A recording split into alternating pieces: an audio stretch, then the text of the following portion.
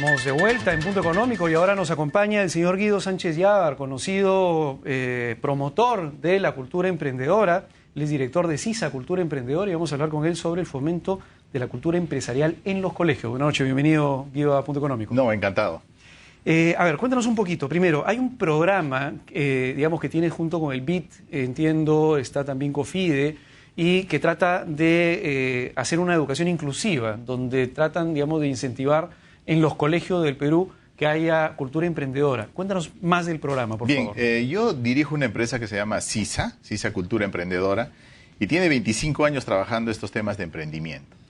Y vimos una oportunidad, una necesidad, una demanda. Sucede que en Perú, hace como 5 o 6 años, todos los colegios públicos y privados en nivel secundario tienen que enseñar un curso de gestión empresarial que está dentro del área de educación para el trabajo. Para ello, hay profesores contratados. ¿Es obligatorio dentro de la currícula? Es obligatorio, está dentro de la currícula nacional de educación. Yeah. Entonces, hay profesores contratados para ese tema y hay por lo menos obligatorio 2 horas semanales del curso, de la asignatura. ¿Hace cuánto hay esta obligación? Como 5 o 6 años. Entonces, ¿qué pasó? Varios colegios, especialmente los privados, se acercaron a nuestra oficina y nos manifestaron la necesidad de contar con algún material que pueda ayudarles a hacer ese trabajo, porque de parte de otras instituciones no tenían material, las editoriales y otras instituciones no contaban. Y nosotros tenemos en la oficina ya como 9 libros escritos, entonces nos pareció muy atractivo. Entonces es la respuesta a una demanda del sector educativo que comenzamos a atender. Y fíjate que empezamos en colegios de nivel socioeconómico alto y comienzan a trabajar este tema. Pero ¿qué sucede? Sucede que en el camino llega a las manos de la Fundación Eduardo y Mirta Ñaños, AGE, este material, y se interesan y me preguntan si había la posibilidad de trabajarlo en colegios nacionales. Entonces, ¿qué hace la Fundación? Compra una cantidad, ¿no es cierto? Hacemos un programa piloto en 4 colegios de un distrito limeño, ¿no? Bastante céntrico, había 4 colegios nacionales, donamos el material. ¿Qué aprendimos acá? Aprendimos varias cosas. Primero, que no solo era suficiente entregarle material pedagógico para el profesor, para el alumno, etcétera, sino que había que capacitar al profesor para utilizar correctamente ese material, ¿ya? Luego aprendimos que puede ayudar mucho a hacer un evento de sensibilización a toda la comunidad educativa, por ejemplo, a los padres de familia, a los profesores de otras áreas, y decirles, les estamos entregando este material. Y el programa piloto que hicimos fue tan exitoso que la Fundación se animó a invertir, fíjate, en 100 colegios nacionales, hicieron una gran inversión, un gran esfuerzo, y tenemos colegios ahora inclusive en el BRAE. Por eso a esto le llamo un poco educación inclusiva, porque tenemos 2 de estos extremos. Y posteriormente se han ido sumando otras instituciones, entre ellas COFIDE, el PNUD, el Programa de Naciones Unidas para el Desarrollo, y ahora ya estamos con 200 colegios nacionales en 31 ciudades del Perú y 18 regiones. O sea, hemos avanzado en 4 años bastante. Dime una cosa, o sea, el Colegio Nacional, digamos, que necesita el programa, ahora, ¿qué es lo que tiene que hacer? Le toca la puerta, ¿a quién lo pide? ¿Es gratuito? ¿Tiene que pagar? ¿Cómo funciona? Si yo fuera, digamos, uno de los 268, son algunos de los colegios, pero hay un montón de colegios. Hay 40.000 colegios a nivel nacional. ¿Qué haría, por ejemplo, un director de un colegio nacional que nos está viendo y dice, yo quiero que, digamos, también mis chicos conozcan el tema de cómo pueden eventualmente hacer negocio, hacer su empresa saliendo del colegio? Muy bien. Entonces, queda claro que todo colegio privado nacional tiene que hacer este curso sí o sí. ¿De acuerdo? Está la mesa servida. Entonces, ¿qué pasaba? Nosotros estamos ayudando a que esas horas que están asignadas y que tiene que dictar por obligación, por el tema del currículo del colegio, nosotros estamos optimizando esas 2 horas. ¿Cómo lo optimizamos? Dándole material al profesor. Entonces, ¿cómo pueden participar? ¿Qué hacíamos cuando COFIDE o cuando estas instituciones como la Fundación AGE y otras que tenemos en el grupo le interesa?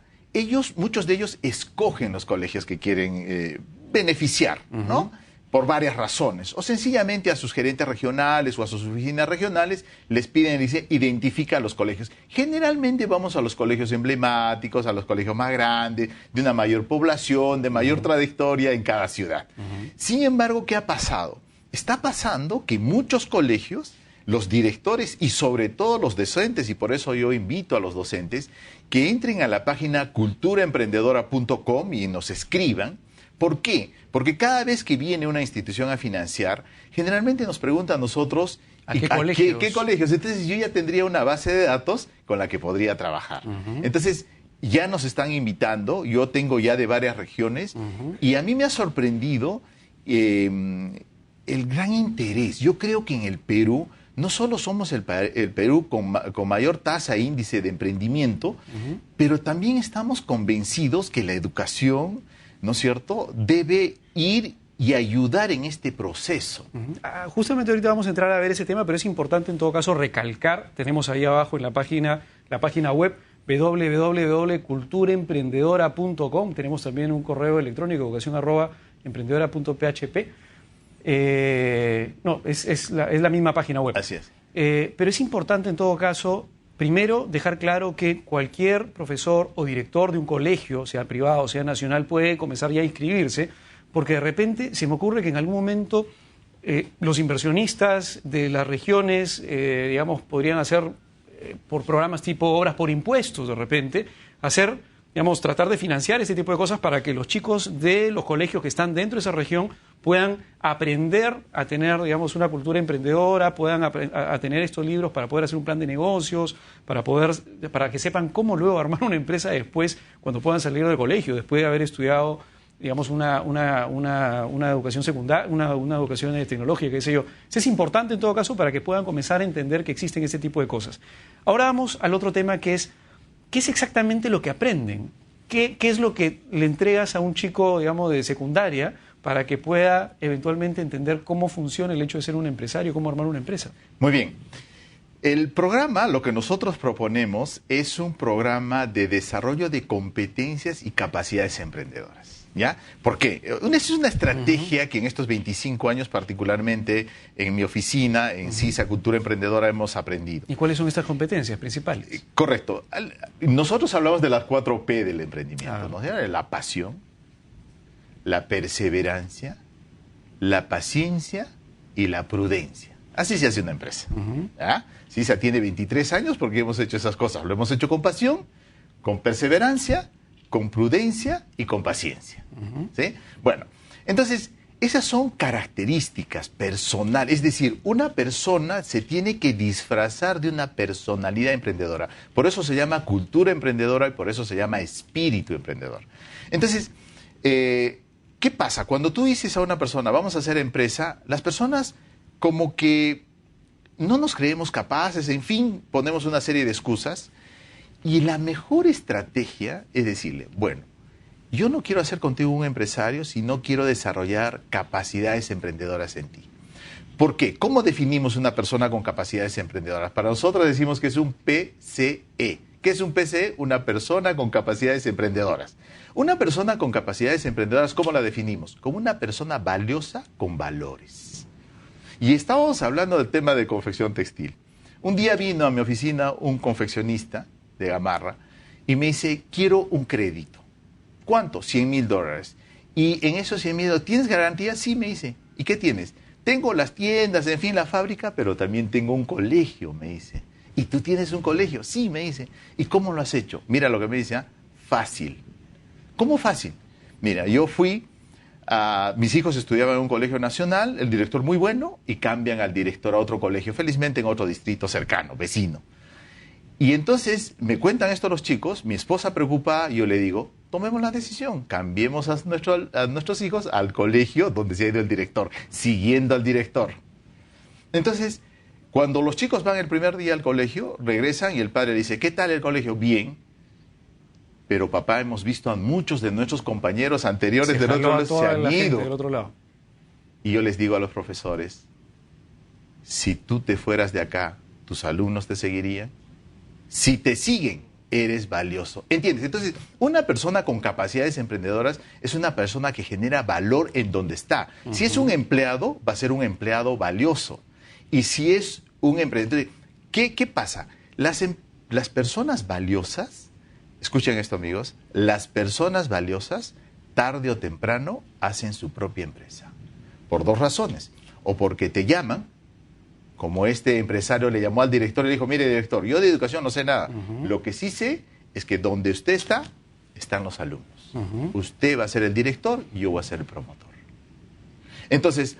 Y tiene la opción inclusive de asociarse, porque probablemente le ofrezca, oye, y te ofrezco un paquete de 20% de acciones, 30% de acciones para que... Yo te comento, tengo mi hija, yo no puedo hacer de ella una empresaria. No sé si ella querrá ser empresaria, pero lo que sí puedo hacer en ella es desarrollar capacidades emprendedoras, ¿ya? Entonces, es un conjunto de capacidades y nuestro programa está diseñado en 4 grandes módulos, ¿ya? El primer gran módulo es la oportunidad de negocio.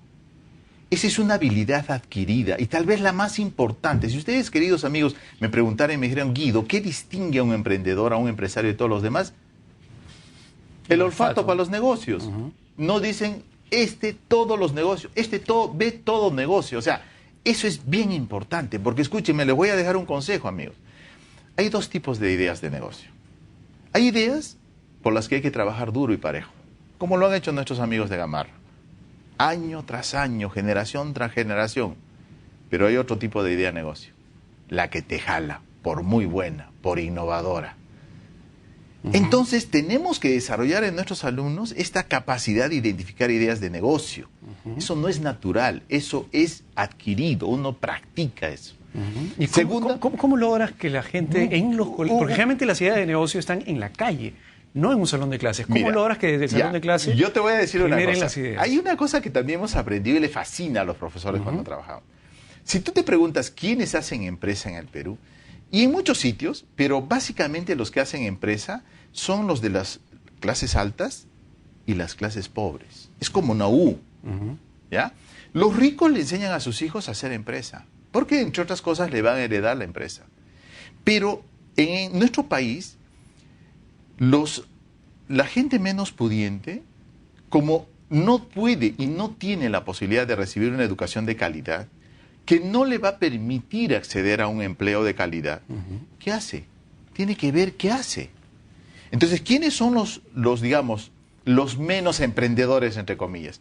La clase, entre comillas, también la clase media, porque ahora hablamos de cosas. Pero esa clase media accede a una buena universidad. Y esa buena universidad le permite tener un título y con ese título trabaja para los ricos. Pero con ese título ahora también están trabajando para los digamos, empresarios emergentes. Ahí están los Top y Top, ahí están los otros grupos. Entonces, estas personas de las clases más necesitadas no van a acceder a un trabajo de empleo porque no tenemos una educación de... Entonces, ¿qué alternativa les damos? Entonces, yo les hablo, cuando hablo con los colegios, ya sea de cualquier colegio, le digo, este es un plan B de la educación.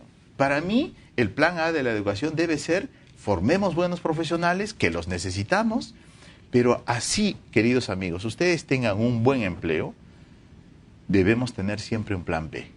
Y ese plan B se llama, ¿por qué no formas tu propia empresa? Y cuando eso les digo a los universitarios, como les digo a los profesores, todos me dicen, Guido, me interesa. Le estoy dando una alternativa a mis alumnos.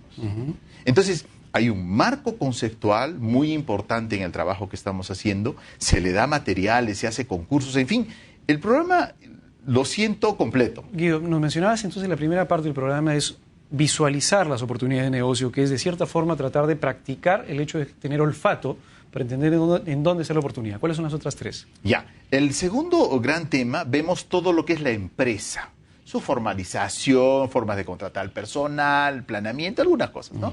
El otro tema es el plan de marketing, ¿ya? Esto que permite a las personas vender, ¿sí?